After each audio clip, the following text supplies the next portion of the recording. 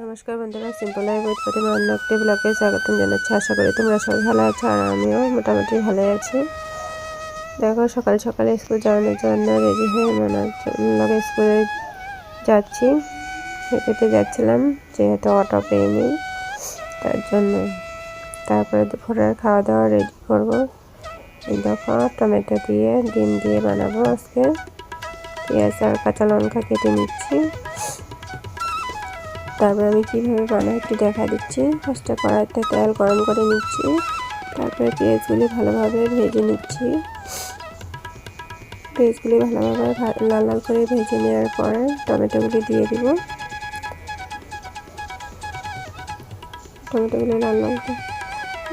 টমেটোগুলি দিয়ে দিব, তারপরে টমেটোগুলি ভালোভাবে ভেজে নেব। ভালোভাবে টমেটোগুলি ভেজে নিচ্ছি। তারপরে কাঁচা লঙ্কা দিয়ে দিচ্ছি। টমেটোগুলো ভালোভাবে নাড়াচাড়া করে নিচ্ছি।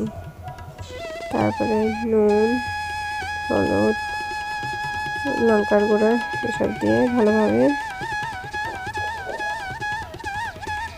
সিদ্ধ হওয়ার জন্য ঢেকে রেখে দিচ্ছি। তারপরে ঢাকনা উঠে নেড়ে চেড়ে নিচ্ছি। তারপরে দেখো, ভালোভাবে টমেটোগুলি সিদ্ধ হওয়ার পরে ডিমটা দিয়ে দেব। ডিমটা ভালোভাবে ভেঙে চড়ে ভালোভাবে সিদ্ধ করে নেব।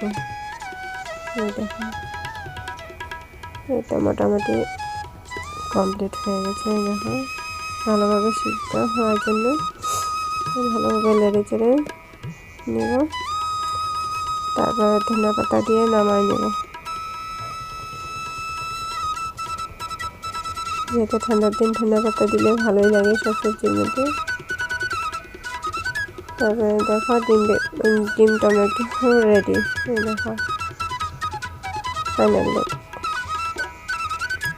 তারপর আজকে দুপুরে খাওয়া দাওয়া টমেটো দিয়ে ডিম বানিয়েছিলাম, আর ফুলকপি ডাঁটা চচ্চড়ি আর ডাল, টমেটো দিয়ে ডাল।